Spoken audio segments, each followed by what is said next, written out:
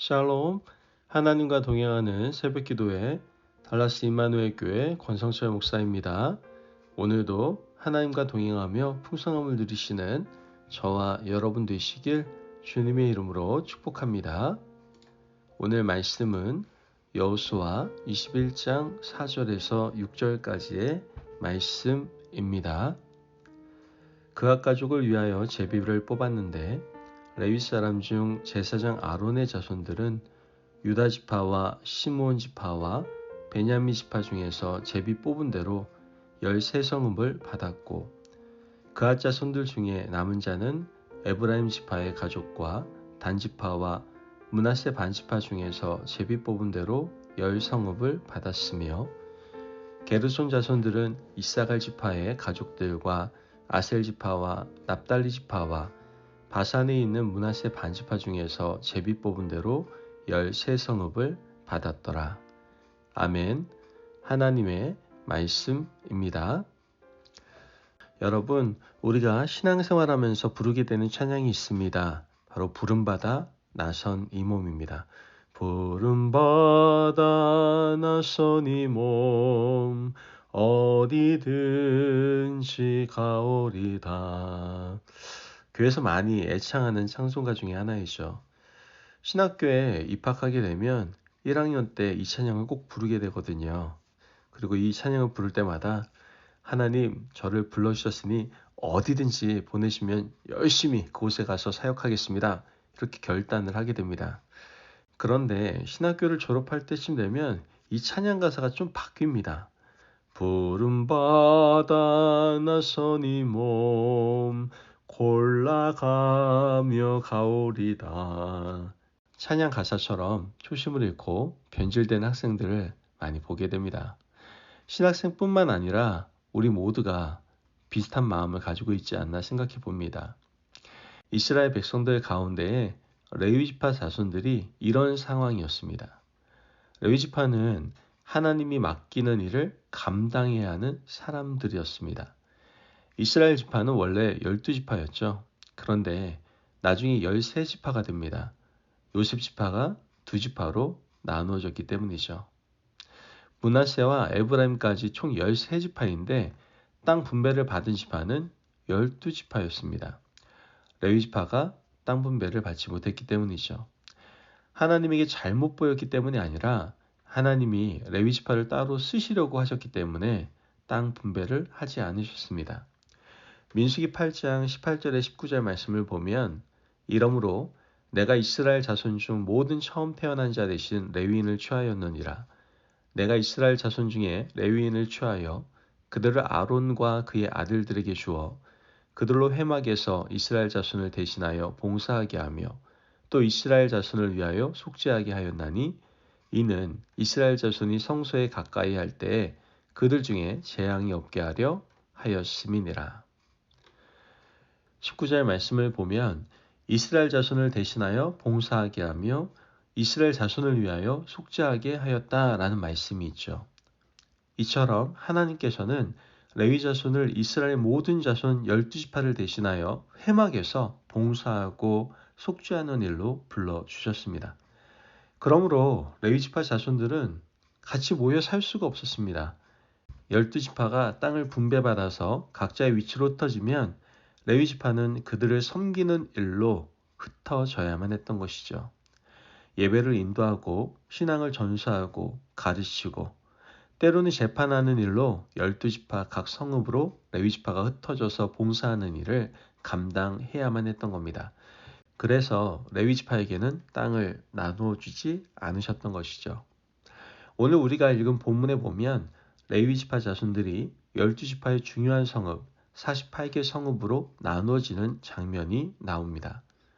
그런데 가만히 생각해 보시면 48개 성읍 가운데 사람들이 보기에 좋은 곳도 있고 사람들이 보기에 가서 살기 힘든 곳도 있습니다. 그래서 하나님이 레위 지파 세 자손에게 제비를 뽑게 하셨죠. 누구에게나 공평하도록 그앗 자손, 게르손 자손, 무라리 자손들이 제비 뽑아 나오는 곳으로 가도록 했습니다. 오늘 본문 4절에서 7절 말씀을 보면 제비 뽑아 그들에게 분배된 지역이 나오는 것을 보게 되죠. 4절 말씀에 그앗 가족을 위하여 제비를 뽑았는데 레위 사람 중 제사장 아론의 자손들은 유다 지파와 시므온 지파와 베냐민 지파 중에서 제비 뽑은 대로 13성읍을 받았고 5절 말씀에서 그앗 자손들 중에 남은 자는 에브라임 지파의 가족과 단 지파와 므낫세 반 지파 중에서 제비 뽑은 대로 10성읍을 받았으며 말씀을 보면 그앗 자손과 게르손 자손, 무라리 자손들이 제비 뽑아 지역을 나누어 받게 됩니다.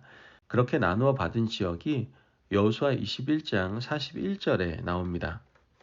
41절 말씀을 보면 레위 사람들이 이스라엘 자손의 기업 중에서 받은 성읍은 모두 48성읍이요 또 그 목초지들이라. 이렇게 레위 자손들은 12지파가 땅을 분배받은 그 지역 중에 중요한 도시 48개 성읍으로 분산 배치되었습니다. 제비를 뽑은 이유는 사람들마다 가고 싶은 곳이 있고 가기 싫은 곳이 있기 때문에 공평하도록 하기 위해서 뽑았던 것이죠.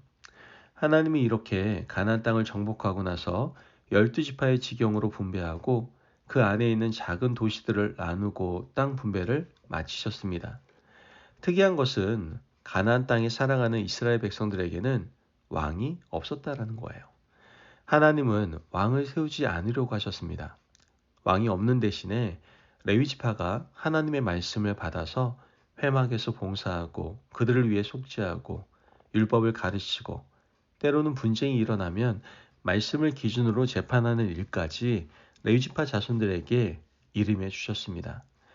그래서 레위 자손들은 하나님의 택함을 받은 거룩한 백성들이기 때문에 에브라임 산지든 단지파가 차지하고 있던 지중해 해변이든 하나님이 보내시는 곳이면 가야 하는 의무가 있었던 것이죠. 처음에는 이러한 레위 지파들이 나누어져 갔습니다. 그곳에서 하나님의 말씀을 받고 가르치고 전수하고 재판도 하고 예배도 인도하고 율법 전수를 했습니다. 시간이 지나면 지날수록 이 레위 지파들 가운데 자꾸만 손해 의식이 생겨나기 시작한 겁니다. 사람들은 비교 의식을 통해서 손해 의식이 마음속에 싹트기 시작하게 됩니다. 시간이 지나고 어떻게 되었습니까? 레위 지파들이 각자 받은 지역을 떠나서 도망하기 시작합니다. 내팽개치고 도망가기 시작한 겁니다.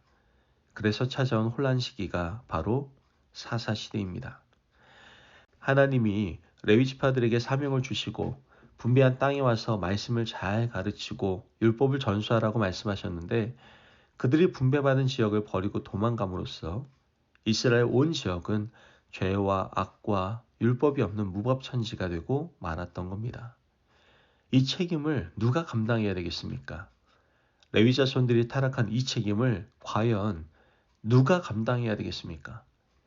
그때부터 하나님은 평신도 지도자들을 세우셨는데 바로 사사들이 일어나서 이스라엘 백성들을 영적으로 이끌기 시작했습니다.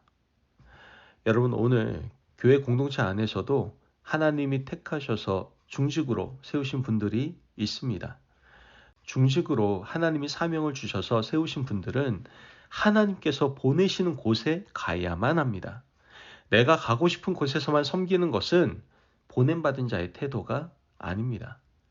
이스라엘 백성들 중에 하나님이 레위 자손들을 택하시고 그들에게 정하신 곳에 가서 하나님의 말씀을 전하라고 하셨는데 그들이 결국 그 사명을 감당하지 못해서 온 이스라엘이 혼란에 빠진 걸 우리는 반드시 기억하셔야만 합니다.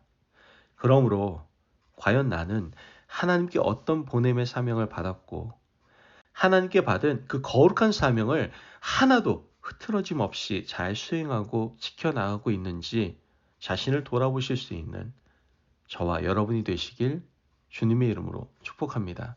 아멘. 기도하겠습니다. 사랑이 많으신 하나님 감사합니다. 오늘도 우리에게 귀한 말씀의 은혜를 허락하심을 감사합니다. 하나님, 하나님의 마음이 있는 곳에 저도 가겠습니다. 불평과 원망이 아닌 감사와 기쁨으로 어느 자리, 어느 분야든 보냄받은 자의 사명을 잘 감당하게 하여 주옵소서. 감사하며 예수님의 이름으로 기도합니다. 아멘.